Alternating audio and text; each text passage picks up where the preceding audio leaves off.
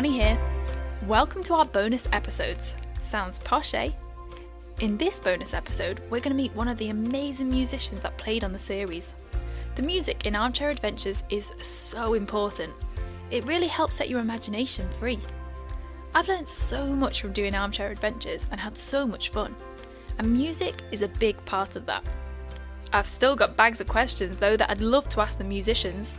So, I've asked my friends from the community theatre group who made the Showbiz adventure in episode 5 to help me out. Over to you. Love you guys. On an armchair adventure, you can go anywhere you like. On an armchair adventure, imaginations fly.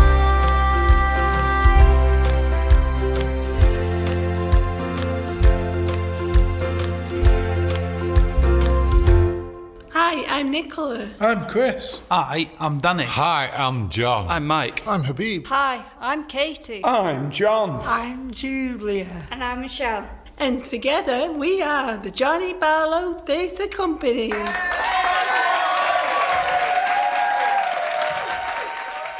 We love listening to the amazing music in Armchair Adventures, so we're dead chuffed to be able to interview the musicians. On this episode, drum roll please, it's Hannah, who plays the clarinet in episode 4, Jean's Artistic Adventure.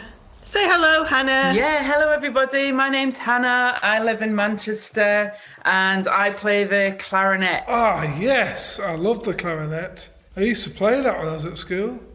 Did you know it's got a nickname, the licorice stick? That's right, exactly, yeah. Why's it got that nickname? It's because it looks a bit like a piece of licorice. You know, like you'd find in a sweet shop. It's a long, narrow cylinder shape and it's black. So how do you play the clarinet? You have to blow down it. Let's all try blowing down a clarinet, listener. Ready? Go! Well, it doesn't make a sound unless you have a reed. What's a reed, Chris? It's a small piece of wood, caned to be precise. This is the most important thing of the clarinet. What I'm holding up is a very, very small piece of cane. If I don't have it on the clarinet and I blow the clarinet, there's no sound at all. When I put this on the clarinet and I blow against it, so I'm putting the tiny piece of cane at the top of the clarinet, and I'm going to blow against it this time, exactly as I did before.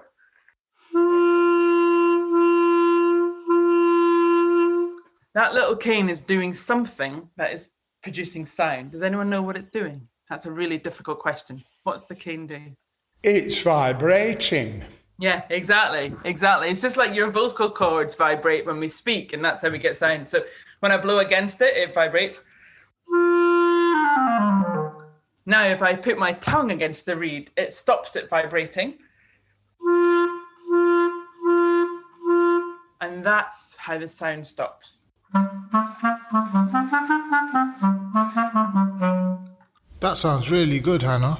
So, do you blow differently to get different sounds and effects? We always kind of blow the same, just lots of air coming out. It's like the engine of the clarinet. So if I don't put air down it the whole time, it won't work. If I just move my fingers like this, nothing, you hear them, but nothing really works. So we always blow with lots of air the same, but we do lots of things as well with our tongues to make the sound different and to get different effects. So will I show you a couple of things? Yes, Yes, please. Oh, yeah, I really want Yes, to hear you please. play. Yeah? Okay, so I could play something which is just blowing normally, and it would just sound like this.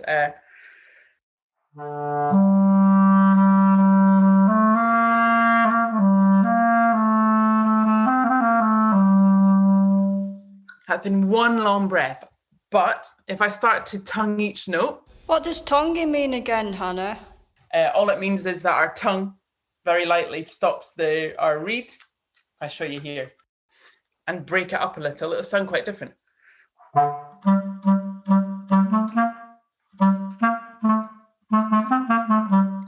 That sounds kind of spiky. If I do something even more different, if I roll my R's, I don't know, can anyone here roll their R's? Like, Let's all try rolling our R's like Hannah. Ready? Go! you can do that with the clarinet and see if you think it sounds even different.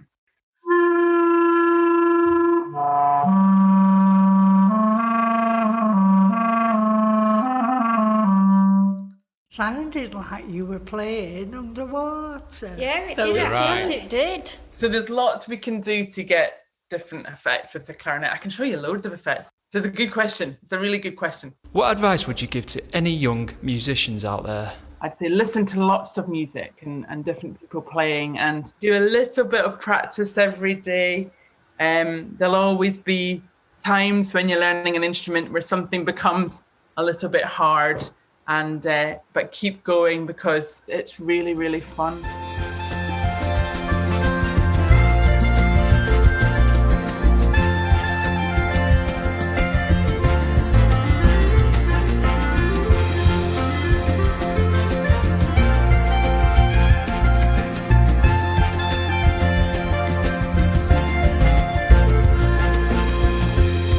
So Hannah, what was the role of the clarinet in Armchair Adventures then? The clarinet in Armchair Adventures was to bring some of the script to life. So it was to play certain little tunes and little melodies and paint a musical picture, really, to help describe what the story was that the group had written.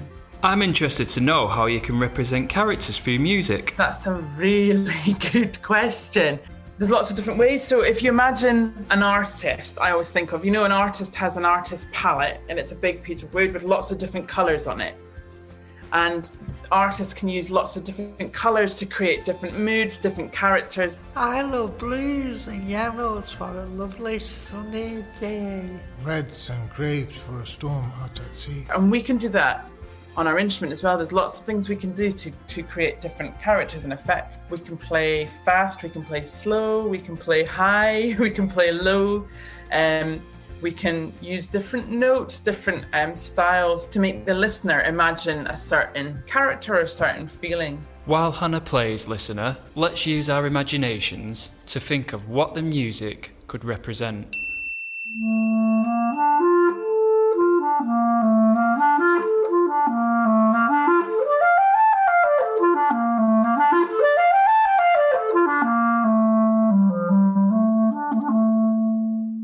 It sounded to me like a leaf floating in the wind. I could imagine a little animal scurrying on the ground. I was thinking about the start of spring.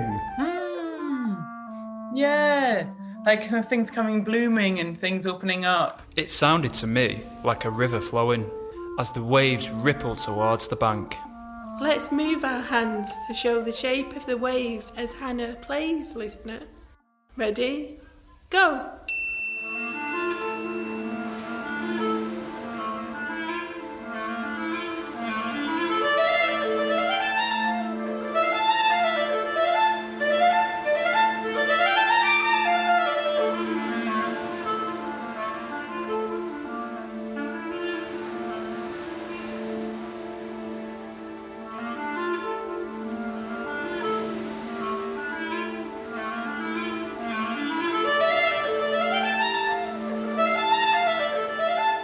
In the episode, you made music to represent a sunny day and music to represent a storm.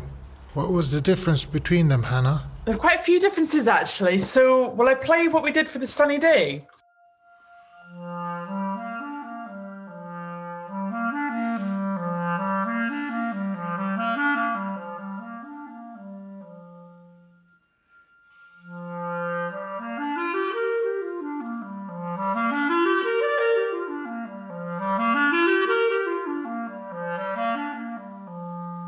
That as a sunny day it was like John said earlier about spring, things blooming and opening up.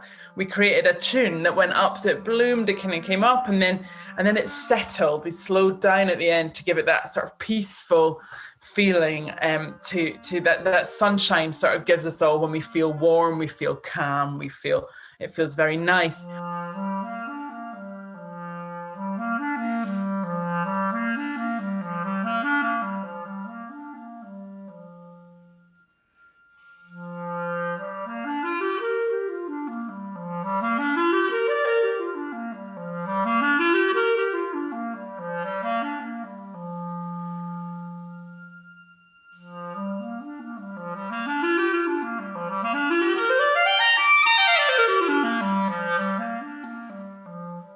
And actually, as a musical thing as well, I played that in a major key. What's a major key? It's something to do with which notes you choose to play, isn't it, Hannah? So major keys have a much lighter sound, or they sound happier than minor keys. And if I turn it into minor, which some people find quite dark. So when it came to the storm, I put it in a minor key and used different notes to make it sound darker, to make it sound more intense.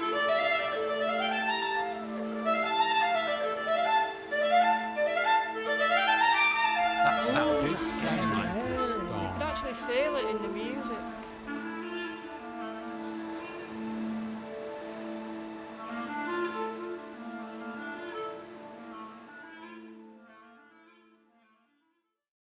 So, Hannah, where would you go on an armchair adventure? Oh, that is a really good question. And don't we all need to go somewhere at the moment? It's been a really difficult year. Do you know what? I think it sounds a bit boring, but I think I'd go to Scotland because I've got loads of family there that I've not seen for ages. Or I'd go somewhere I've never been before, like Brazil, and hear the music, all the Latin American music would be really, really great.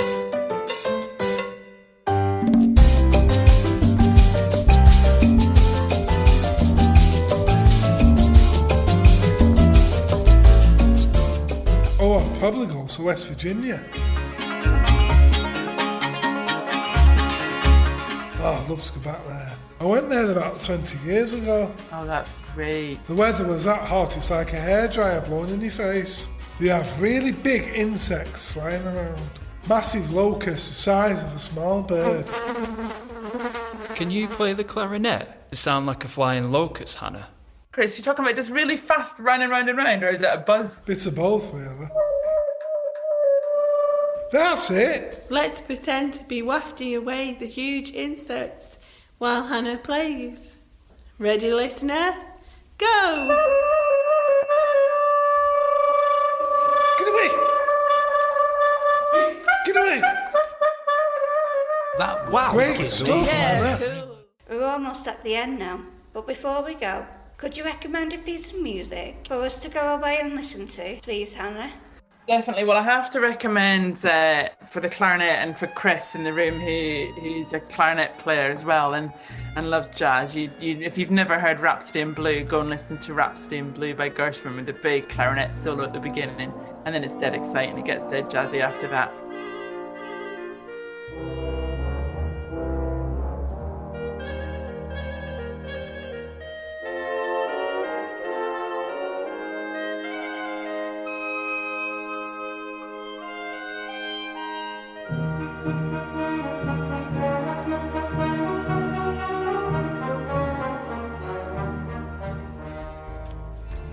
That was really inspiring. Thanks, Hannah. Thanks, Yeah, Hannah. that was so good. Thanks, Bye, Hannah. everyone. See ya. Bye. That was great. I learned so much. Thanks for your help, everyone, and thanks to you too, listener. Love you guys.